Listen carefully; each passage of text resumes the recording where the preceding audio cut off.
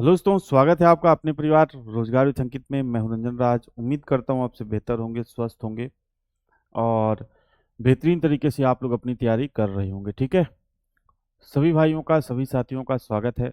जल्दी से भाई आप लोग एक बार जुड़ेंगे और उसके बाद हम लोग अपने सेशन को शुरू कर रहे होंगे। हमारे साथ संदीप जुड़ चुके हैं, गौरव जुड़ चुके हैं, सौरव जुड़ चुके हैं, रविंद्र, मुकेश, जतिन। ठीक है भाई, संदीप, मोहित, ढेर सारे भाई, ढेर सारे दोस्त। मोनी, मोनी भी हैं क्या भाई? गर्ल्स के लिए भी वैकेंसी है क्या? ठीक है, चलिए। कनीवे, ठीक है, कनीवे कौन सा नाम है यार?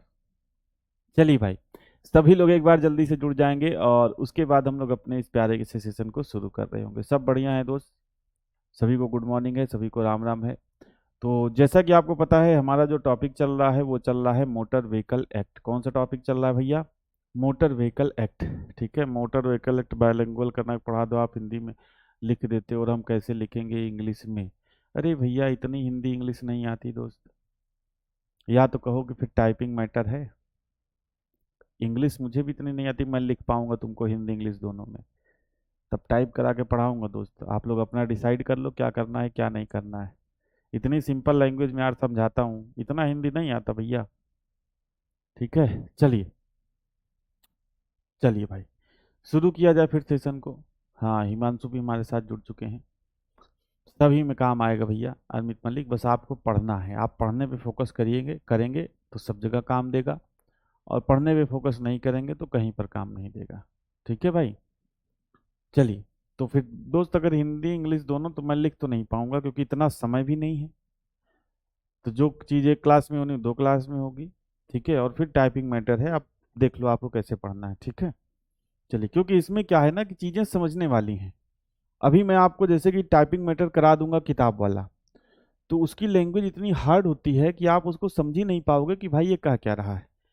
धारा आसान है, ऐसा नहीं है मुश्किल है। लेकिन बात यह है कि भाई कौन सी धारा में, जैसे आर्टिकुलेटेड व्हीकल्स, एग्रीगेटेड व्हीकल्स आप याद कर लोगे, लेकिन एग्रीगेटर है क्या, आर्टिकुलेटेड व्हीकल है क्या? ठीक है, तो ये सारी चीजें आपको समझनी पड़ेंगी अपनी लैंग्वेज में। अब भाई मैं हिंदी बोलता हूँ तो हिंदी में ही समझा पाऊंगा, उर्दू या इंग्लिश तो बोलता नहीं दोस्त, उर्दू इंग्लिश समझाऊं? समझे? तो धारा मतलब ऐसी चीज है कि जब तक आप इसको समझोगे नहीं तब तक किताब आप थोड़ी रट पाओगे। उसमें लगेगा कतिपय अपराधों में दंड। अब कतिपय अपराध आप समझते रहो कि कतिपय अपराध क्या होगा। ठीक है, तो इस बात को थोड़ा सा समझिए। ठीक है, थोड़ा सा अपनी लैंग्वेज में मैं समझाता हूँ ताकि आपको चीजें याद हो। चीजें आपको क्या हो भैया, याद हो। तो उस चीज को आप समझने का प्रयास करिए, क्योंकि किताब धारा तो जो है किताबें किताबों में भी दी है। मेन चीज इसको समझना और समझ के याद रखना है। ठीक है भैया, चलिए। तो आज हम लोग पढ़ने वाले हैं स्टेज कैरिज बसों के लिए कंडक्टरों का लाइसेंस। ठीक है, उतना इंपॉर्टेंट नहीं है आपके लिए, लेकिन भाई अब चैप्टर है तो क्या बीच में एक चैप्टर छोड़ें फिर आगे बढ़ें। तो मुझे लगा कि भाई जब सीरियल से पढ़ा रहे हैं तो सीरियल से पढ़ाया जाए। बाकी चैप्टर 2 में आपका ड्राइविंग लाइसेंस है, और ड्राइविंग लाइसेंस की मैं सेपरेट क्लास करा चुका हूँ। ठीक है, तो स्टेज कैरिज बसों के लिए कंडक्टरों का लाइसेंस है। ये कौन सा चैप्टर है भाई? ये है आपका चैप्टर 3। कौन सा चैप्टर है? चैप्टर 3 में कहाँ से कहाँ तक है भाई? भाई इसमें इसमें जो है आपका धारा 29 से लेकर, धारा 29 से लेकर 38 तक। ठीक है, तो ये भी आपको ध्यान रखना है कि किस चैप्टर में कहाँ से कहाँ तक धारा है। अब ध्यान से समझिएगा। इसको याद रखने से ये होगा कि जैसे मान के चलिए कंडक्टर से रिलेटेड कोई धारा पूछी। अब आपको एग्जैक्ट धारा नहीं पता है, लेकिन आपको ये पता है कि धारा 29 से 38 के बीच में कंडक्टर लाइसेंस है। अब एक ही ऑप्शन उसमें विकल्प में ऐसा है कि जो कि 29 से लेकर 38 के बीच में है, या 29 है या 38 है। तो आप क्या करोगे? आप उसी ऑप्शन को टिक कर जाओगे। समझ रहे हो बात को? तो किस चैप्टर में कहां से कहां तक धारा है, ये भी आपको क्या करना है, ध्यान रखना है। ठीक है, तो धारा 29 से 38, जैसे मान के चलो कंडक्टर से रिलेटेड कोई प्रश्न पूछा, अब आपको एग्जैक्ट धारा नहीं पता है, लेकिन एक ही ऑप्शन विकल्प में ऐसा है जो 29 से 38 के बीच में है। तब आप दिमाग लगाओगे यार धारा चैप्टर 3 में धारा 29 से 38 तक था, ठीक है, कंडक्टर के बारे में चर्चा किए थे सर। अब और तो कोई धारा तो है नहीं, इसमें एक ही धारा है कंडक्टर से रिलेटेड, तो आप उसको क्या कर सकते हो, मार सकते हो। तो इस तरीके से भी आप प्रश्नों को कर सकते हो। ठीक है, धारा 240 में मैंने आपको बताया है भैया, धारा 240 में मैंने बताया है आपको स्टेज कैरिज। धारा 240 में मैंने आपको क्या बताया भैया, 240 में मैंने आपको बताया है स्टेज कैरिज। स्टेज कैरिज क्या होता है, जिसमें टिकट सिस्टम से क्या लिया जाए, किराया लिया जाए। टिकट सिस्टम से क्या लिया जाता है भैया, टिकट सिस्टम से किराया लिया जाता है। टिकट सिस्टम से किराया लिया जाता है। ठीक है, और स्टेज कैरिज में आपका ड्राइवर प्लस 6 से अधिक यात्री, ड्राइवर 6 से अधिक यात्री, ड्राइवर प्लस 6 से अधिक यात्री। ठीक है, अब 6 से अधिक यात्री कितने भी हो सकते हैं, जैसे कि आपका 7 हो गया, 12 हो गया, 15 हो गया, 50 हो गया, 100 हो गया, मतलब इसका कोई लिमिटेशन नहीं है। तो उस कैरिज को क्या बोला जाता है भैया, उस कैरिज को बोला जाता है आपका स्टेज कैरिज। और इसमें टिकट सिस्टम से किराया लिया जाता है, और यात्रा के हिसाब से, मतलब जितनी आप यात्रा करोगे उस हिसाब से क्या लिया जाता है, किराया लिया जाता है। तो ये भी आपको ध्यान रखना है कि टिकट सिस्टम से किराया लिया जाता है, और भाई क्या है, यात्रा के हिसाब से किराया, यात्रा के हिसाब से क्या लिया जाता है भैया, यात्रा के हिसाब से इसमें किराया लिया जाता है। ठीक है भाई, तो कंडक्टर लाइसेंस है, कंडक्टर लाइसेंस किस चैप्टर में है, चैप्टर 3 में। कहां से कहां तक, धारा 29 से 38 तक। कंडक्टर बेसिकली कहां पर वर्क करता है भैया, स्टेज कैरिज में कंडक्टर का प्रयोग होता है। अब नॉर्मल जो है, जैसे मान के चलो मैक्सी कैब है या मोटर कार है, तो उसमें कंडक्टर का कोई कार्य नहीं होता। कंडक्टर का कार्य किस में आता है भैया, स्टेज कैरिज में। स्टेज कैरिज का जो परिभाषा है वो किस धारा में है, धारा 240 में। स्टेज कैरिज है क्या, तो भैया जिसमें टिकट सिस्टम से किराया लिया जाता है वही क्या है, स्टेज कैरिज। और यात्रा के हिसाब से किराया लिया जाता है वही क्या है, स्टेज कैरिज। क्लियर है भैया, चलिए आगे बढ़ते हैं। अगला है धारा 29। धारा 29 क्या कहती है भैया, कि कंडक्टर लाइसेंस की आवश्यकता। यानी कि अगर आपको कंडक्टर का कार्य करना है, किसका कार्य करना है, कंडक्टर का कार्य करने के लिए, ठीक है, आपको कंडक्टर लाइसेंस चाहिए। ठीक है, तो इसमें आप लिखेंगे कंडक्टर, कंडक्टर का कार्य करने के लिए, करने के लिए कंडक्टर लाइसेंस, कंडक्टर लाइसेंस कैसा है भैया, आवश्यक है, आवश्यक है। जैसे जैसे चैप्टर 2, चैप्टर 2 की धारा 3 कहती है ना कि वाहन चलाने के लिए ड्राइविंग लाइसेंस आवश्यक है, बिना ड्राइविंग लाइसेंस के वाहन नहीं चला सकते। उसी तरीके से भैया धारा 29 क्या कहती है, कि कंडक्टरी का काम करने के लिए कंडक्टर लाइसेंस क्या है, आवश्यक है। ठीक है, कंडक्टर लाइसेंस क्या है, आवश्यक है। देखो, कंडक्टर का कार्य करने के लिए कंडक्टर लाइसेंस आवश्यक है। कंडक्टर लाइसेंस के बिना ना कोई कार्य कर सकता है, ठीक है, ना कोई कार्य, मतलब ना कोई कार्य का मतलब कंडक्टर का कार्य, ना कोई क्या कर सकता है भैया, कंडक्टर का कार्य कर सकता है, कंडक्टर का कार्य कर सकता है, ना ही करवा सकता है, ना ही करवा सकता है। हालांकि इसमें क्या है कि राज्य सरकार का, देखिए जो डीएल है आपका, उसमें सेंट्रल का नियम लागू होता है, लेकिन कंडक्टर लाइसेंस में राज्य सरकार के पास थोड़ी शक्तियां हैं कि राज्य सरकार क्या कर सकती है, इसमें अपने हिसाब से फेरबदल कर सकती है। जैसे कि इसमें क्या है, अगर किसी के पास कंडक्टर लाइसेंस नहीं है तो वो 1 महीने तक कंडक्टरी का कार्य कर सकता है। ठीक है, ये राज्य सरकार चाहे तो छूट दे सकती है। जैसे डीएल है, डीएल क्या है भाई, क्या आप कहोगे कि नहीं एक दिन गाड़ी चला लें, डीएल में ये छूट है, बिना डीएल के क्या भाई एक दिन गाड़ी चला लेते हैं, या बिना डीएल के 5 दिन आप गाड़ी चला सकते हैं, बिना डीएल के 10 दिन गाड़ी चला सकते हैं। ठीक है। लेकिन कंडक्टर लाइसेंस में यह है, जैसे मान के चलो आप ही वाहन मालिक हो, ठीक है, आपके पास कई ढेर सारी बसें चलती हैं, ठीक है। अब आपने किसी को कंडक्टर रखा है, उसके पास कंडक्टर लाइसेंस है, लेकिन आदमी ने आपको धोखा दे दिया। आदमी ने आपको क्या कर दिया, धोखा दे दिया, कहा अब हम कंडक्टरी का काम नहीं करेंगे, अब तो हम प्रधानमंत्री बनेंगे। तो कंडक्टरी का काम छोड़ के चला गया, तो अब आप क्या बस खड़ी कर दोगे बिना कंडक्टर के? तो राज्य सरकार ये छूट मतलब अब ये अलग अलग नियम है अलग अलग राज्य सरकार के हिसाब से। अब राज्य सरकार चाहे तो ये छूट दे सकती है कि भाई चलो ठीक है, तुम्हारा कंडक्टर भाग गया है, कुछ हो गया, तो 1 महीने के लिए बिना कंडक्टर लाइसेंस के आप उससे कंडक्टरी का कार्य करवा सकते हो। तो ये राज्य सरकार क्या कर सकती है, छूट दे सकती है, ठीक है। लाइसेंस एक्सपायरी के 1 मंथ तक कर सकता है, लाइसेंस एक्सपायरी के 1 मंथ भी, और नया आदमी भी कर सकता है, ऐसा नहीं है। 1 मंथ तक मतलब कंडक्टरी का कार्य कर सकता है, ये छूट मिलती है राज्य सरकार की तरफ से। धारा 29(2), धारा 29(2) क्या कहती है भाई कि राज्य सरकार के नियम शर्तें, नियम और शर्तें, मतलब इसमें वही है कि राज्य सरकार चाहे, मतलब इसमें आप लिखोगे राज्य सरकार चाहे, राज्य सरकार चाहे तो क्या कर सकती है भाई, राज्य सरकार चाहे तो 1 महीने की छूट दे सकती है, 1 महीने की छूट दे सकती है, 1 महीने की छूट दे सकती है, मतलब बिना सीएल के, बिना सीएल के, बिना कंडक्टर लाइसेंस के भी कोई व्यक्ति, कोई व्यक्ति 1 महीने तक, 1 महीने तक क्या कर सकता है भैया, 1 महीने तक कंडक्टर का कार्य कर सकता है, 1 महीने तक कंडक्टर का कार्य कर सकता है, ठीक है भाई। तो ये इसमें राज्य धारा 29(2) में क्या है, राज्य सरकार के नियम और शर्तें। अच्छा बारिश हो रही, चलिए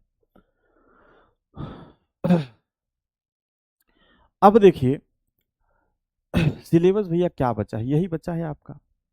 अब इसमें आप देख लो कि जो चैप्टर बड़ा होगा, जैसे कि चैप्टर 1 बड़ा था, उसमें धारा 2 में सब धाराएं थी तो उसमें समय लगा। अब ये चैप्टर छोटा है तो आज खत्म हो जाएगा। तो ऐसे हर चैप्टर में 1 क्लास या 2 क्लास में आपका चैप्टर हो जाएगा, आपका सिलेबस खत्म हो जाएगा। बाकी एक आध ठो आप लोग कह रहे थे ड्राइवर ज्ञान उनके बारे में बताने को, वो बता देंगे लास्ट में, ठीक है। चलिए फर्स्ट एड सर्टिफिकेट नहीं बनता यार, मेडिकल सर्टिफिकेट बनता है, ठीक है। चलिए अगला है धारा 30। धारा 30 क्या कहती है भैया, कंडक्टर लाइसेंस जारी करना, कंडक्टर लाइसेंस जारी करना, मतलब धारा 30 के तहत जो है कंडक्टर लाइसेंस जो है जारी किया जाता है। अब कंडक्टर के लिए जो शैक्षणिक योग्यता है, जो उम्र है, ये सारा कुछ कौन डिसाइड करती है, राज्य सरकार डिसाइड करती है, ठीक है। तो जैसे कि कंडक्टर लाइसेंस कब जारी होगा भाई, शैक्षणिक योग्यता, मतलब न्यूनतम जो शैक्षणिक योग्यता है वो क्या होनी चाहिए, बताइए आप लोग, न्यूनतम, न्यूनतम शैक्षणिक योग्यता, न्यूनतम शैक्षणिक योग्यता क्या होती है भैया, बताइए, कंडक्टर लाइसेंस जारी करवाने के लिए, ठीक है। और ये जो न्यूनतम शैक्षणिक योग्यता है ये आपकी राज्य सरकार निर्धारित करती है, ठीक है। कौन निर्धारित करती है, राज्य सरकार, और राज्य सरकार निर्धारित करती है। कौन निर्धारित करती है भैया, राज्य सरकार। कंडक्टर की भी याद करनी पड़ेगी। अब देखो भाई एग्जामिनर ने बताया तो नहीं है कि भाई पूछेगा कि नहीं पूछेगा, अब आपके ऊपर है, मैं मेरा काम है पढ़ाना, याद करना आपका काम है। अब आप चाहो तो याद करो या ना करो, ठीक है। चलिए रोहतक हरियाणा में मेडिकल सर्टिफिकेट और मेडिकल देख लो यार, उसके हिसाब से क्या है, जो मेडिकल सर्टिफिकेट मैंने पढ़ा है वो मैं आपको बता रहा हूँ, ठीक है। चलिए जैसे कि न्यूनतम शैक्षणिक योग्यता किसी ने बताया नहीं भैया, 10th, चलिए एक लोग का जवाब आया, ठीक है। तो न्यूनतम शैक्षणिक योग्यता का भी 10th है, ठीक है, ये योग्यता होनी चाहिए, ठीक है। इसके बाद आपका क्या है भाई, अयोग्य ना हो, अयोग्य ना हो, मतलब किसी भी तरीके से जो है अयोग्यता ना हो उसके अंदर, जैसे कि उसकी उम्र सीमा सही हो, शैक्षणिक जो न्यूनतम शैक्षणिक योग्यता है वो हो, साथ ही साथ एक बार कंडक्टर लाइसेंस बनने के बाद उसका कंडक्टर लाइसेंस रद्द ना हुआ हो। तो इसके तहत धारा 30 के तहत क्या कर लिया जाता है, कंडक्टर लाइसेंस जारी कर दिया जाता है। अब बात करते हैं फीस की। ठीक है, कि भाई जो फीस लगती है कंडक्टर लाइसेंस की बनवाना है, अगर आपको, जैसे आप लोग वो एलएमई बनवाते हो, एचएमई बनवाते हो, तो फीस लगती है कि नहीं? कुछ ऑफिशियल फीस, बाकी तो आप दलाल को देते हो, एजेंट को, जो जल्दी से जल्दी बनवाता है। ठीक है, प्रैक्टिस टेस्ट हुआ था क्या भैया? कल संडे है, संडे को प्रैक्टिस टेस्ट नहीं होता, क्योंकि हम लोग भी क्या हैं, इंसान हैं, और इंसानों को भी क्या चाहिए, थोड़ा सा एक दिन हफ्ते में रेस्ट चाहिए होता है दोस्त। ठीक है, फीस क्या है? फीस क्या है? डीएल की आधी। डीएल की आधी मतलब जो भी डीएल की फीस लगती है, उसकी आधी फीस जो है कंडक्टर लाइसेंस बनवाने के लिए आपको देनी पड़ेगी। कितनी देनी पड़ेगी? हाँ भाई, लड़की भी कंडक्टर बन सकती है, बिल्कुल बन सकती है। अभी हाल ही में मैंने देखा, मैं गया था कानपुर, अब लड़की तो नहीं थी लेकिन महिला थी, एजेड थी, 35 साल की। तो जो लोग, कानपुर तो आप लोग होंगे नहीं, बिंदकी कोई एक जगह है, बिंदकी से घंटा घर एक जो बस चलती थी, उस बस में मैं बैठा था, तो वहाँ पे जो लेडी कंडक्टर थी वो थी। ठीक है, चलिए भैया, ब्लैक ब्लैक बैकग्राउंड कर लिया करो, आंखों में प्रॉब्लम होती है, मेरे भी आंखों में प्रॉब्लम होती है दोस्त। ठीक है, कंप्लेंट करना बंद कर दो दोस्त, नहीं तो जीवन आपका शिकायतों में ही बीत जाएगा, शिकायत ही करते रहोगे, कभी माँ से, कभी बाप से, कभी बीवी से, कहीं सर से। बंद कर दो शिकायत दोस्त, सब पढ़ रहे हैं, आप भी पढ़ लो। ठीक है, ये मोबाइल है, मोबाइल को मैं बोर्ड पे एडजस्ट कर रहा हूँ। देखो कितने मोबाइल आएंगे बोर्ड में, 50 मोबाइल आ जाएंगे, आप देख रहे हो मोबाइल में, और मैं बोर्ड के सामने ऐसे खड़ा होकर लिखता हूँ, ऐसे खड़ा होकर पढ़ाता हूँ, मुझे भी दिक्कत होती है। लेकिन कुछ जो डिसीजन है दोस्त, वो लिए जाते हैं कुछ चीज़ों को सोचकर। बहुत से ऐसे ड्राइवर लोग हैं, बहुत से ऐसे लोग हैं जिनके पास ना नोट्स बनाने का समय है, ना लिखने का समय है, बहुत सारी समस्याएं हैं उनके जीवन में। तो भाई वो क्या करते हैं, प्रिंट आउट निकलवा लेते हैं, जो भी उनको मैनेजमेंट को लगा हो कि क्या सिचुएशन है। तो इस वजह से ये बैकग्राउंड इस तरीके का रखा गया है, पूरा वाइट इसलिए नहीं रखा गया है कि आपकी आंखों में बहुत ज्यादा ना चुभे। समझ रहे हो भैया बात को? तो अरविंद भैया, शिकायतें बंद कर दो, ठीक है, और वर्क पे फोकस करो। तो ये है धारा 30। अगली धारा क्या है भैया?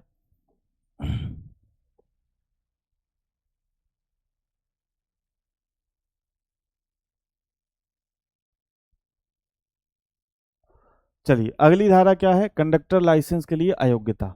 मतलब अयोग्यता मतलब जैसे कि डीएल में आप पढ़ते हो क्या, योग्यता।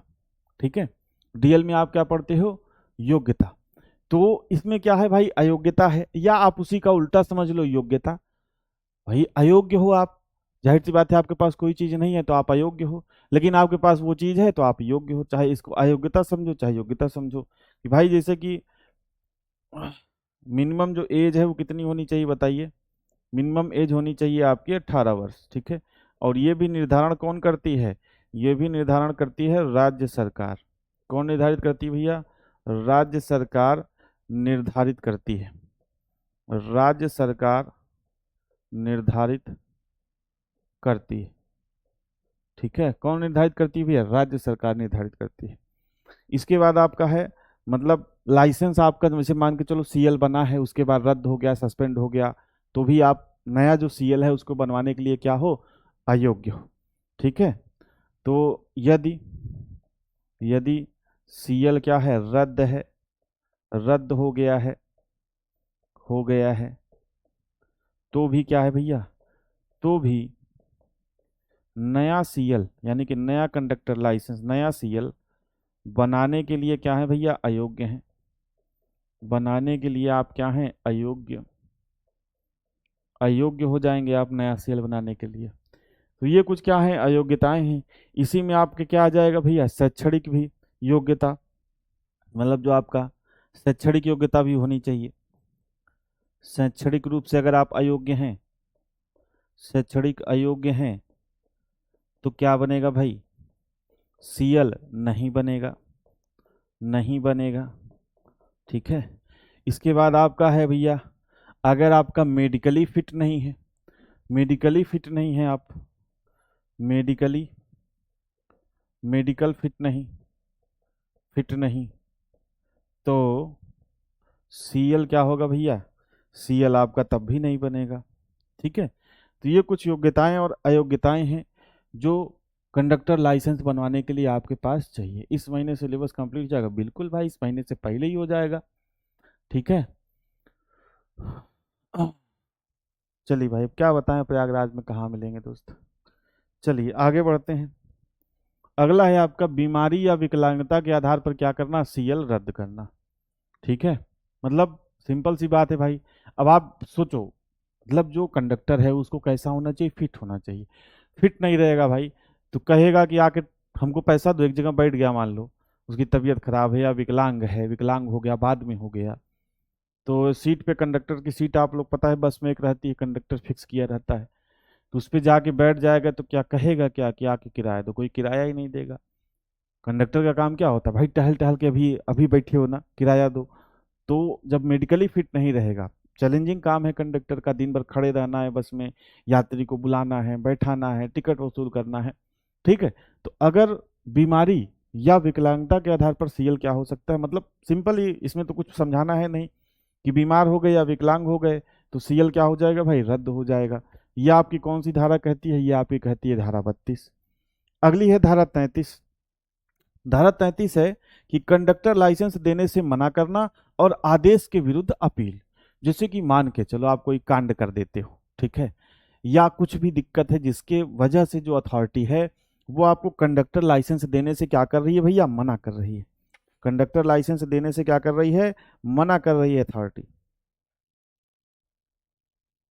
ठीक है, तो क्या कर सकते हो आप? अपील कर सकते हो। लेकिन जो भी आपकी अथॉरिटी है,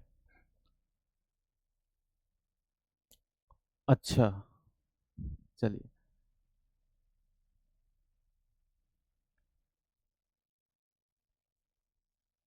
नहीं अरविंद भाई, मैं किसी बात का बुरा नहीं मानता दोस्त, मैं बस आपको समझा रहा हूँ कि ये जो कुछ डिसीजन है वो सोच समझ के लिए जाते हैं बोर्ड वगैरह के, तो थोड़ा सा आप मैनेज करो।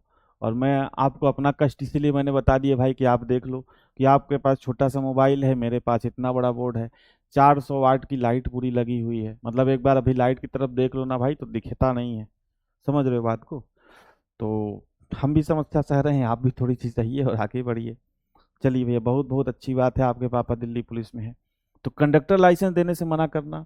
अब ध्यान से समझिएगा, ऐसा नहीं है कि आप गए कंडक्टर लाइसेंस बनवाने, मान लीजिए कुछ योग्यता अयोग्यता है, या अधिकारी जो है, जो अथॉरिटी है वो जानबूझकर आपको कंडक्टर लाइसेंस नहीं दे रहे, आप घूस नहीं दे रहे हो, ठीक है, लेकिन कुछ भी रीजन है तो जो अथॉरिटी है उसको क्या करना होगा? लिखित में देना होगा। मतलब ऐसा नहीं है कि बोल दिया कि हाँ जाओ, नहीं बनेगा तो नहीं बनाएंगे, तो उसको क्या करना होगा? जो भी अथॉरिटी है उसको लिखित में देना होगा कि भैया तुम्हारा इस कारण से कंडक्टर लाइसेंस नहीं बन सकता। लेकिन आप उस कारण से क्या हो, संतुष्ट नहीं हो, तो जो हायर अथॉरिटी है, मतलब उसका जो उच्च अधिकारी है, उसके पास आप 30 दिनों के भीतर आप क्या कर सकते हो? अपील कर सकते हो। ठीक है, 30 दिनों के भीतर आप क्या कर सकते हो? अपील कर सकते हो। गुरु जी कमजोर हो गए? कमजोर नहीं हो गए हैं दोस्त, रनिंग करने थोड़ा सा जाता हूँ तो थक जाता हूँ, समझ रहे हो बात को? सुबह थोड़ा सा रनिंग कर लेता हूँ ना, जैसे 3 किलोमीटर 4 किलोमीटर, तो थोड़ा थकान हो जाती है भाई। ठीक है, बस ये बात है, बाकी कमजोर है कि नहीं है भाई, अब वो आप कैसे बताओगे। चलिए, कंडक्टर लाइसेंस देने से मना करना, आदेश के विरुद्ध अपील करना, इसमें आप लिख लेंगे यदि यदि अथॉरिटी यदि अथॉरिटी कंडक्टर यदि अथॉरिटी सीएल लिख लो, सीएल देने से सीएल देने से मना करती है, सीएल देने से मना करती है, या या रद्द करती है, रद्द करती है, तो उसे क्या करना होगा भाई? लिखित में देना होगा। उसे लिखित में देना होगा। उसे लिखित में क्या करना होगा? देना होगा। ठीक है, लिखित में देना होगा। और इसमें क्या होगा भाई? यदि यदि व्यक्ति यदि व्यक्ति अथॉरिटी से संतुष्ट नहीं है, ठीक है, मतलब ऐसा थोड़ी कि उसने कह दिया कि भाई नहीं बनेगा तो नहीं बनेगा, आपको हो सकता है संतुष्ट ना हो। ठीक है, यदि व्यक्ति अथॉरिटी से संतुष्ट नहीं है, नहीं है, नहीं है, तो क्या कर सकता है भैया? तो उच्च अधिकारी, उच्च अधिकारी के पास, के पास 30 दिन, उच्च अधिकारी के पास 30 दिन के भीतर क्या कर सकता है? अपील कर सकता है। उच्च अधिकारी के पास 30 दिन के भीतर, 30 दिन के भीतर अपील कर सकते हैं। ये जो डेट है, ये दिन है जो आपको, ये आपके लिए ज्यादा इंपॉर्टेंट है। कह रहा है कितने दिन के भीतर अपील कर पाएगा? 30 दिन, 60 दिन, अभी आगे आप और भी पढ़ोगे तो और भी चीजों में जो अपील वगैरह का समय दिया जाता है वो भी आपको ध्यान रखना है। तो 30 दिन के भीतर क्या कर सकते हैं भैया? 30 दिन के भीतर अपील कर सकता है। ठीक है, तो ये आपको ध्यान रखना है, ये वाला पॉइंट। ये किस धारा में है? धारा 33 में ही आपका है। ठीक है, नहीं भाई शादी उदी की तैयारी, शादी क्या, रिश्ते नहीं आ रहे हैं तो कहाँ से शादी होगी? अरे गुरु जी टीचर हो आपकी शादी, अरे भाई शादी जब करूंगा मैं, जब कहूंगा कि हाँ भैया ढूंढो ढूंढो तब तो आएगी शादी। क्यों शादी के लिए परेशान हो? मैं तो चाहता हूँ भाई सबसे पहले आप लोग दिल्ली पुलिस में सेलेक्ट हो जाओ, शादी वादी आपकी पहले हो जाए। ठीक है, सिलेक्शन विलेक्शन ले लो, हमारी शादी हो ही जाएगी। चलिए, शादी की तैयारी नहीं हो रही भाई, पेट निकल रहा है दोस्त, पेट निकल रहा है थोड़ा, तो कम करना है। अगला देखिए क्या है, अगली है धारा 34। धारा 34 है लाइसेंसिंग अथॉरिटी की अयोग्य ठहराने की शक्ति। अब जैसे आपने यहां पर देखा, सिंपल सा, यही यही धारा से कनेक्टेड है। देखिए धारा 33 में क्या कह रहा है? धारा 33 में कह रहा है कि कंडक्टर लाइसेंस देने से मना करना और आदेश के विरुद्ध अपील। तो कंडक्टर लाइसेंस देने से मना कैसे करेगा? कैसे करेगा भाई? जब उसके पास क्या होगी? जब उसके पास होगी शक्ति। ठीक है, तो ये जो शक्ति है, ये लाइसेंसिंग अथॉरिटी की अयोग्य ठहराने की शक्ति, मतलब सीएल, कंडक्टर लाइसेंस को जो है अयोग्य ठहराने की शक्ति या रद्द करने की शक्ति, वो किस धारा में दी गई है? वो दी गई है धारा 34 में। जैसे कि धारा 33 है तो उसका लाइसेंस कंडक्टर का रद्द कर दिया, ठीक है, या सस्पेंड कर दिया, 1 साल के लिए कैंसिल कर दिया, तो कंडक्टर कहेगा तुम्हारे पास, तुम्हारी इतनी हिम्मत, कैसे तुमने हमारा लाइसेंस कैंसिल कर दिया, कैसे रद्द कर दिया, तुम्हारे पास कहाँ से पावर मिली तुमको? तो जो अथॉरिटी रहेगी वो कहेगी ये देखो, धारा 34 में लिखा है कि हमको हमारे पास पावर है कि हम आपका लाइसेंस क्या कर सकते हैं भैया? सस्पेंड कर सकते हैं। ठीक है, चलिए, तो धारा 34 में आप क्या लिखोगे भैया?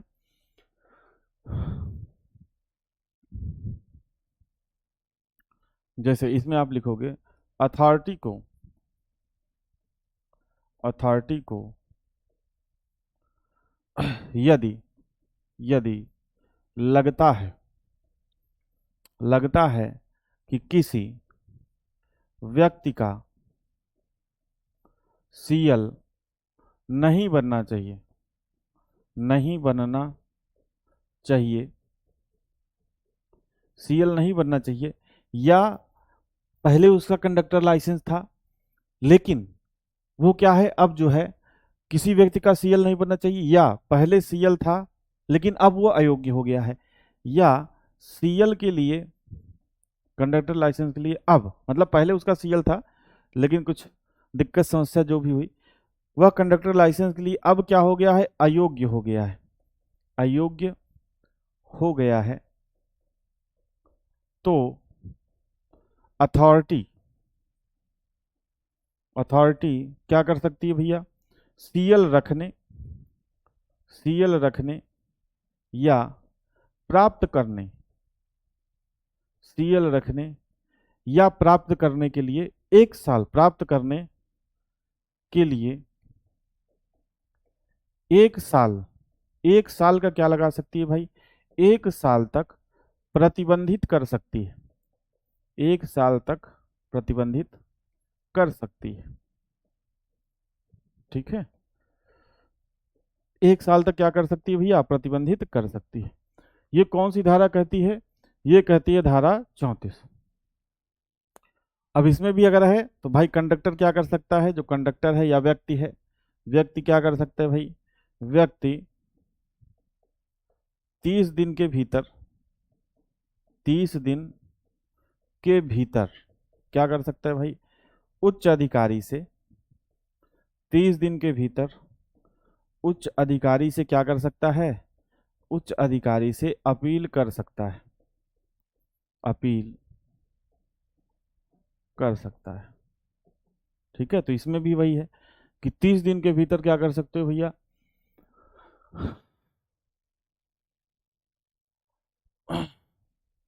30 दिन के भीतर क्या कर सकते हो, अपील कर सकते हो। नहीं भाई, कल मैं सिविल लाइंस गया ही नहीं था। ठीक है भैया, चलिए अगला है न्यायालय की अयोग्य ठहराने की शक्ति।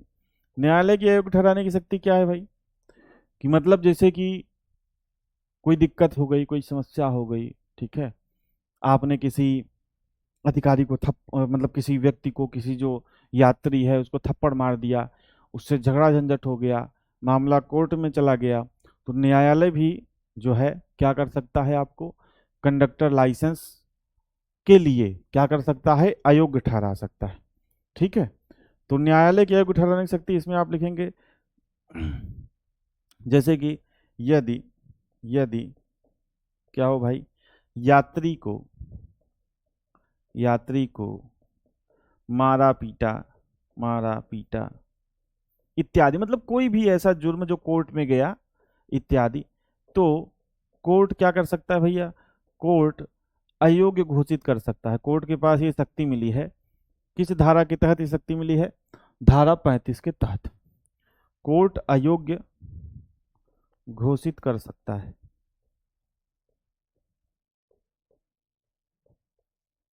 कोर्ट क्या कर सकता है भाई, अयोग्य घोषित कर सकता है।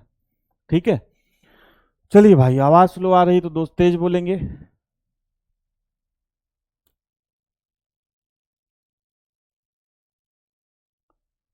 लाइव भैया अभी 200 है, लाइव 200 है। क्या क्या मिल गया जानकर आपको कि कितने लाइव है। चलिए, तो ये धारा 35 है। अगली है धारा 36। धारा 36 क्या कहती है भाई, कि जो चैप्टर 2 है के कुछ अध्याय लागू। अब ये क्या है, चैप्टर 2 में तो आप कहोगे कि ड्राइविंग लाइसेंस है, तो यहां पर उसके कुछ अध्याय कैसे लागू हो गए, तो उसके अध्याय मतलब लागू होते हैं, जैसे कि कुछ अध्याय, जैसे कि मैं एग्जांपल आपको बता रहा हूं कि भाई वैलिडिटी कितनी होगी। एग्जांपल जैसे कि सीएल की वैलिडिटी कितनी होगी बताइए। जैसे आप देखते हो ना कि ड्राइविंग लाइसेंस जब आप जैसे कि बनवाते हो तो 40 साल तक वैलिड रहता है उम्र के हिसाब से, फिर 50-55 उम्र के हिसाब से, या आपकी कितनी उम्र है उस हिसाब से ड्राइविंग लाइसेंस की वैलिडिटी रहती है कि नहीं। उसी तरीके से मैं आपसे कहूँ कि भैया सीएल की वैलिडिटी बताइए, सीएल की वैलिडिटी कितनी होगी। जो आपका सीएल है यानी कि कंडक्टर लाइसेंस का, सीएल का नवीनीकरण, सीएल का क्या होगा भैया, नवीनीकरण यानी कि रिन्यूअल। ठीक है, ये कैसे होगा, तो ये सब भैया जो आपका डीएल है, जैसे आपका डीएल की जो अवधि होती है, डीएल का जो नवीनीकरण होता है, उसी तरीके से क्या होगा भैया, इसी तरीके से होगा जो है, इसी तरीके से आपका इसका भी होगा। तो सीएल की वैलिडिटी कितना है, सीएल की वैलिडिटी कितना है, same as DL, same as DL. CL का नवीनीकरण कैसे होगा भाई, तो सेम एज डीएल। तो इसमें कहा कि भैया धारा 36 क्या कहती है, कि चैप्टर 2 के कुछ अध्याय लागू। ठीक है, चलिए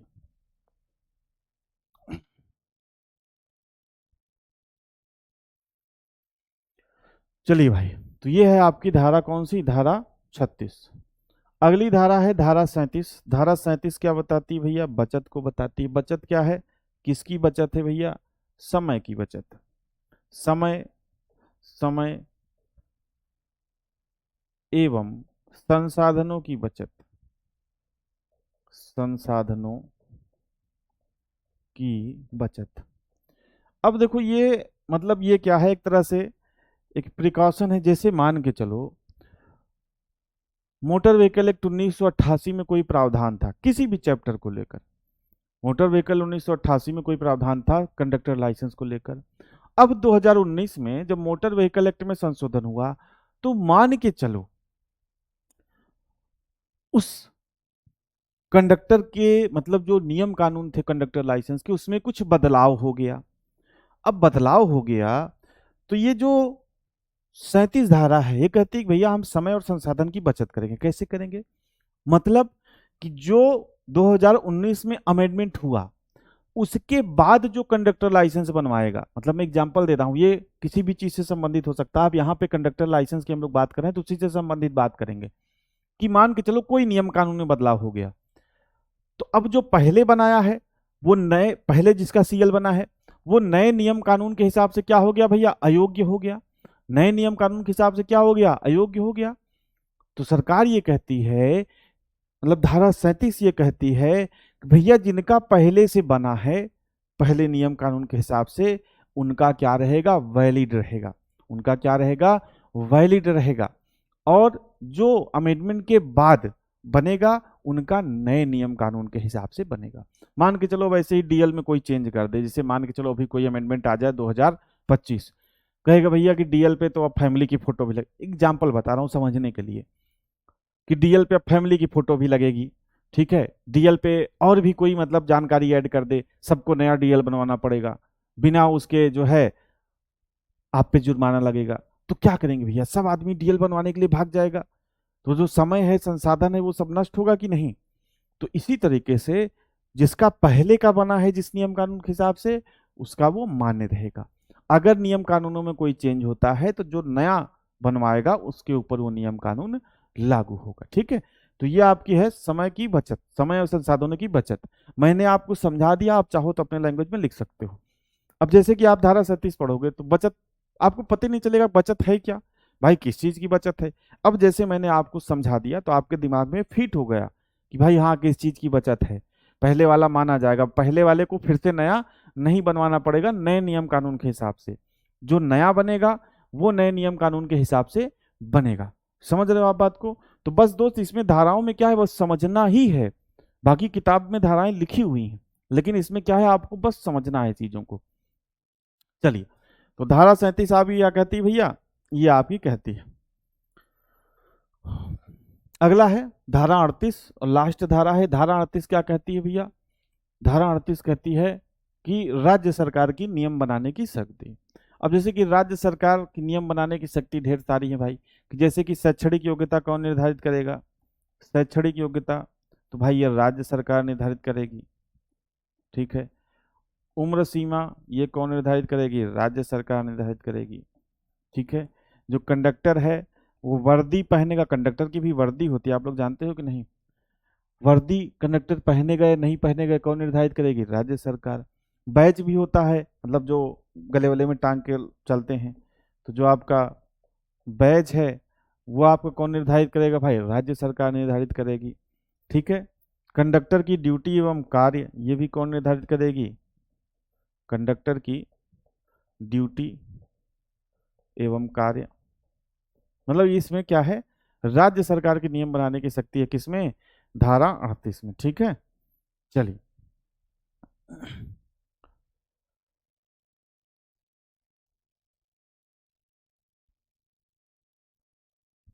एग्जाम का नोटिफिकेशन जुलाई में ना आने का कोई चांस है क्या सर? नहीं भैया, एग्जाम नया पट आ तो गया है कैलेंडर यार, आप लोग उस हिसाब से तैयारी करो।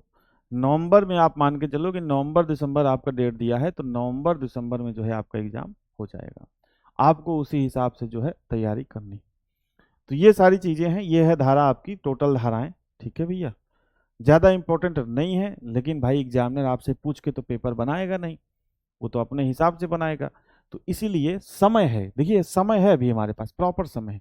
मई अभी चल रहा है और मई के महीने से पहले ही आपका कोर्स खत्म हो जाएगा। ठीक है, उसके बाद जून जुलाई अगस्त सितंबर अक्टूबर नवंबर, कम से कम 6 महीने आपके पास मिलेंगे कंप्लीट रिवीजन के लिए, प्रैक्टिस के लिए और चीज़ें याद करने के लिए। तो आप पढ़े रहोगे तो चीज़ें याद हो जाएंगी, नहीं पढ़े रहोगे भैया तो कोई मतलब ही नहीं है।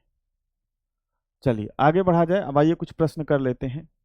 प्रश्न अभी तक हम लोगों ने जो पढ़ी हैं, 3 चैप्टर हम लोगों ने पढ़े हैं। ठीक, चैप्टर 1, चैप्टर 2, चैप्टर 3। चैप्टर 2 मैं आपको ड्राइविंग लाइसेंस एक अलग से पढ़ा, मैं बार बार बता रहा हूँ कि ड्राइविंग लाइसेंस का एक अलग चैप्टर है, मैं पढ़ा चुका हूँ, तो मैंने उसको मोटर व्हीकल एक्ट में कवर नहीं किया है। अब देखिए ये जो अभी तक हम लोगों ने 3 चैप्टर पढ़े उससे जो प्रश्न आए हैं कुछ प्रीवियस परीक्षाओं में उसको डिस्कस कर लेते हैं। जैसे कि देखिए क्या कह रहा है भाई, प्रश्न एक क्या कह रहा है कि मोटर वाहन अधिनियम 1988 के अधीन ई गाड़ी और ई रिक्शा से क्या तात्पर्य है। ये उत्तराखंड जो यूके ट्रिपल एस सी जो ड्राइवर है इसमें 2022 में ये प्रश्न पूछा गया था। कह रहे कि माल या यात्रियों के वाहन है तो तीन पहियों को धारण करने वाला 4000 वाट से अनधिक शक्ति, मतलब 4000 वाट से अधिक नहीं होनी चाहिए, का विशेष प्रयोजन बैटरी चालित सशक्त यान। ठीक है, यही क्या है, ई रिक्शा। मैंने आपका बैटरी का पावर उसमें लिखाया है ना कि भाई जो ई रिक्शा की श्रेणी में कौन सा आएगा, जिसकी जो बैटरी की पावर है वो 4 किलोवाट आप इसको बोल सकते हो, या 4000 वाट। भाई 1 किलो में 1000 वाट, तो 4000 वाट से अधिक ना हो। तो ये प्रश्न देखिए ड्राइवर की परीक्षा 2022 में यूके ट्रिपल एस सी जो ड्राइवर है यहाँ पर जो है आपसे पूछा गया है। तो कौन सा उत्तर सही हो जाएगा, ऑप्शन ए आपका सही हो जाएगा। अगले प्रश्न की तरफ बढ़ो। वही प्रश्न इंग्लिश में है भैया, तो जो लोग इंग्लिश में पढ़ना चाहें वो इंग्लिश में एक बार इस प्रश्न को देख सकते हैं। अगले प्रश्न की तरफ बढ़े। अगला है मोटर वाहन अधिनियम 1988 के अधीन ओमनी बस से क्या तात्पर्य है, बताइए भैया। ओमनी बस से क्या तात्पर्य है, कोई मोटर वाहन जो सामान ले जाने हेतु निर्मित या अनुकूलित है। अगला है बी, चालक को छोड़कर 6 से अधिक यात्रियों को ले जाने के लिए निर्मित या अनुकूलित कोई भी मोटर वाहन। चालक को छोड़कर 6 से अधिक यात्री, 6 से अधिक का मतलब कितने भी हो सकते हैं, 12, 14, 20, 50, कितने भी हो सकते हैं। प्रैक्टिस सेट लिखें, प्रैक्टिस सेट लिखने में कितना समय यार, 20-25 क्वेश्चन है, क्लास के साथ लिखते चलो जो मैंने आपको बताया है, कितना समय लगेगा भैया। चलिए, तो मोटर वाहन अधिनियम 1900 ओमनी बस बताओ, ओमनी बस। और ये भी प्रश्न पूछा गया है, मैं आपको इसलिए इस तरीके के प्रश्न करा रहा हूं ताकि आप जो पढ़े हो आप उसकी महत्वता को समझो। समझ रहे हो आप बात को। जैसे कि अब इतनी धाराएं हैं, आपको लगेगा यार कौन सा पढ़ूं कौन सा छोड़ूं, ये तो अपने से आप डिसाइड करने लगोगे कि यार ये तो इंपॉर्टेंट नहीं है, अरे ये तो ऐसे ही है। तो बस इसलिए ये प्रीवियस ईयर जो प्रश्न है मैं टॉपिक वाइज छांट के करा रहा हूँ, जो पढ़ाता चल रहा हूँ उसका प्रश्न कराता चल रहा हूँ, ताकि आप उसकी महत्वता को समझो कि भाई जो पढ़ाया गया है वो कितना महत्वपूर्ण है। ठीक है, तो 1988 धन ओमनी बस, तो ऑप्शन बी आपका सही हो जाएगा। ओमनी बस मैंने आपको पढ़ाया है, किस में पढ़ाया है, धारा 2 की जो उपधाराएं हैं उसमें पढ़ाया है। अगले प्रश्न की तरफ बढ़ते हैं। ये वही है भैया, इंग्लिश में है।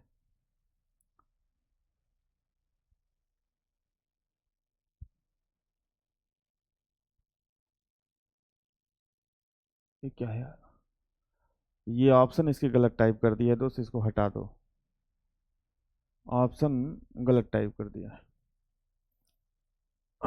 ठीक है, अगली धारा क्या कहती है भैया, अगली धारा कहती है कि मोटर वाहन अधिनियम 1988 की धारा 14 किससे संबंधित है। धारा 14 किस में आएगी भैया, चैप्टर 2 में आएगी। रजिस्ट्रीकरण की भारत में प्रभावशीलता, रजिस्ट्रीकरण की आवश्यकता, ठीक है, निर्भरता का आदेश, या मोटर वाहन को चलाने की अनुज्ञप्तियों का चालू रहना। अनुज्ञप्तियों का चालू रहना मतलब बताइए। चलिए, तो धारा 14 क्या कहती है भैया, डीएल से संबंधित है कि मोटर वाहनों को चलाने की अनुज्ञप्तियों को क्या करना, चालू रहना या लागू करना। और ये भी प्रश्न जो है UK triple S C driver 2022 में क्या किया गया है, पूछा गया है। ठीक है भैया, चलिए आगे बढ़ते हैं। अगला है मोटर यान अधिनियम 1988 के अनुसार का अर्थ एक मोटर वाहन है जिसमें एक अर्ध ट्रेलर जुड़ा है। अर्ध ट्रेलर जुड़ा है, बताओ भाई। तो अगर अर्ध ट्रेलर होगा तो उसको क्या कहा जाएगा, बताइए। अर्ध ट्रेलर होगा तो उसको क्या कहा जाएगा, जिसमें अर्ध ट्रेलर जुड़ा होगा उस वाहन को क्या कहा जाएगा, बताइए। चौथे प्रश्न का उत्तर बताइए, बहुत शानदार बहुत जानदार प्रश्न है। ठीक है, बताइए, मोटर वाहन अधिनियम 1988 के अनुसार किसका अर्थ है एक मोटर वाहन जिसमें अर्ध ट्रेलर, ट्रेलर नहीं, क्या है भैया, अर्ध ट्रेलर जुड़ा है। तो पहला तो है एग्रीगेटेड व्हीकल्स। एग्रीगेटेड व्हीकल्स मैंने आपको बताया है कि जो वाहन और यात्री को जोड़ने का काम करे, एग्रीगेट करने का काम करे, डिजिटली बेसिकली कैसा काम करे, डिजिटली जोड़ने का काम करे, जैसे कि ओला, उबर, रैपिडो, ये सब हो गया। एडाप्टेड व्हीकल्स में क्या हो गया भाई, एडाप्टेड व्हीकल्स मतलब विशेष तरह के वाहन, जैसे कि कोई विकलांग व्यक्ति है तो उसके लिए एक स्पेशल जो वाहन डिजाइन किया गया है वो क्या है, वो क्या है भैया, वो आपका है एडाप्टेड व्हीकल्स। अगला है आपका तीसरा है संधित वाहन, यानी कि संधि किया गया है उसमें। संधित मतलब उसमें क्या किया भैया, एक अर्ध टेलर जोड़ा गया है अलग से, तो इसको हम लोग क्या कहते हैं, आर्टिकुलेटेड व्हीकल्स। तो ऑप्शन सी आपका क्या हो जाएगा, सही हो जाएगा। और आर्टिकुलेटेड व्हीकल्स मैंने आपको पढ़ाया है, ठीक है। आर्टिकुलेटेड व्हीकल्स क्या है, मैंने पढ़ाया है, यानी कि संधित वाहन। ये भी प्रश्न जो है हाई कोर्ट चंडीगढ़, चंडीगढ़ मतलब जो उसमें है उसमें पूछा गया है, ठीक है। एसएससी ड्राइवर 2024, यानी कि हाई कोर्ट चंडीगढ़। एससीसी का क्या मतलब है, हाई कोर्ट चंडीगढ़ ड्राइवर 2024 में ये प्रश्न पूछा गया है। अगला है भारत में मोटर वाहन से संबंधित कानूनों को सुमेलित करने के लिए किस वर्ष मोटर वाहन अधिनियम उन्नीस को क्या किया गया भैया, संशोधित किया गया। कब किया गया भैया बताइए।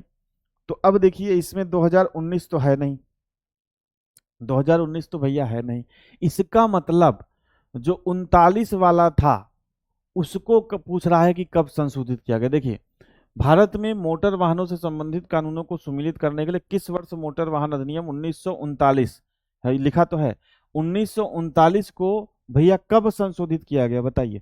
तो 1939 को भैया संशोधित किया गया था 1988 में। और 1988 को फिर कब संशोधित किया गया, तो 1988 को फिर संशोधित किया गया 2019 में, ठीक है।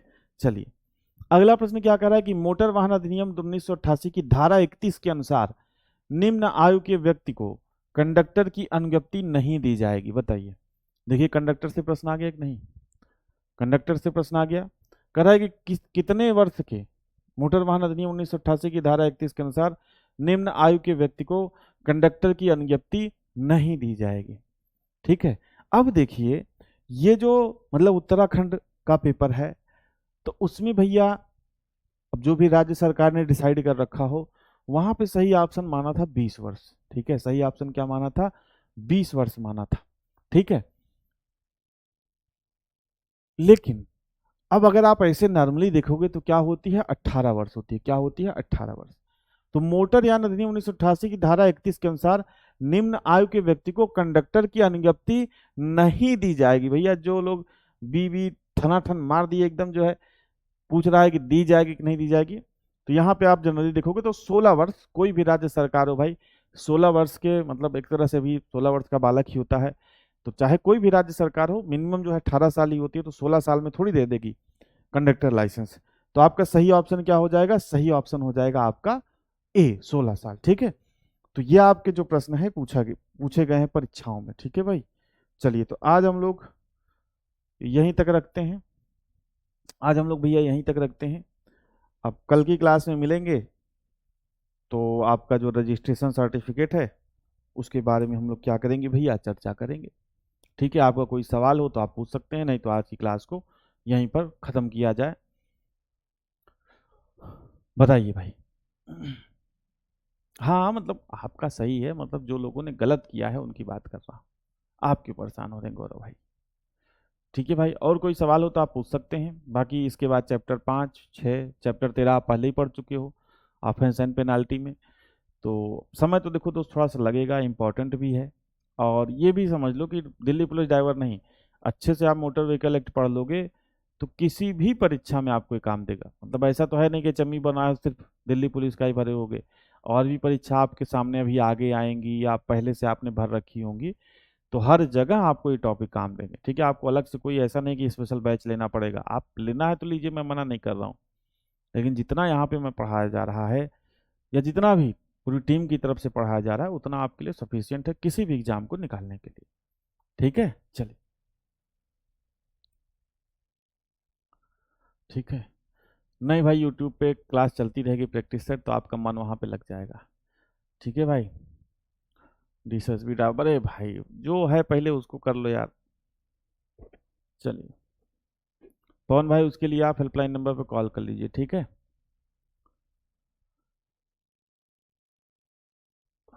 मेरिट कितनी जाएगी वो पेपर के बाद बताएंगे भाई, बिना पेपर के कोई मेरिट नहीं होती है दोस्त। पेपर का लेवल क्या है, पेपर अगर कठिन आ गया तो 60 भी जा सकती है, पेपर सरल आ गया तो 80 भी जा सकती है, ठीक है। मोटिवेशनल कुछ बोल दो। अरे मोटिवेशनल गाना होना तो है यार, जिप्सी वाला गाना सुन लो, उससे ज्यादा क्या मोटिवेशन। ठीक है, चलिए। तो हाँ भाई, बिल्कुल बिल्कुल प्रशांत भाई, बिल्कुल ठीक है। तो इस तरीके से हम लोग चलेंगे, आपको बहुत पैनिक नहीं होना है। आपका कोर्स, आप जिनको भाई बहुत जल्दी है, वो आप समझिए कि आपका कोर्स खत्म ही है। बस ये मोटर व्हीकल एक चल रहा है, लास्ट चैप्टर। अगर आप भाई जल्दबाजी करोगे, मैं टाइप वाइप करके पढ़ा दूंगा 2-4 क्लास में, और थोड़ा सा अच्छे से पढ़ोगे भाई तो अच्छे से पढ़ा दूंगा। कोई भी एग्जाम में आप ड्राइवर का दोगे तो सब में आपको ये अच्छे से काम देगा। ठीक है।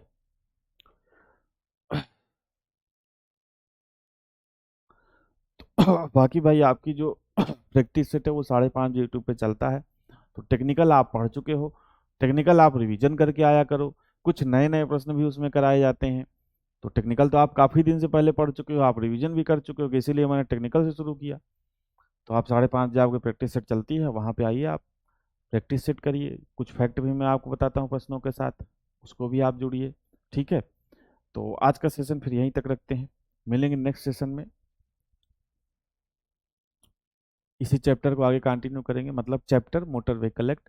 बाकी अगला जो चैप्टर रहेगा वो चैप्टर 4, जिसमें आपका है वाहनों का पंजीकरण, यानी कि रजिस्ट्रेशन ऑफ व्हीकल्स। तो आज के सेशन में इतना ही। जुड़ने के लिए आप सभी भाइयों का, सभी दोस्तों का बहुत बहुत धन्यवाद। सीएल का मतलब होता है भैया कंडक्टर लाइसेंस, ठीक है। सीएल का मतलब होता है दोस्त कंडक्टर लाइसेंस। इतनी देर से पढ़ रहे हो यार, तुमको समझ नहीं आया।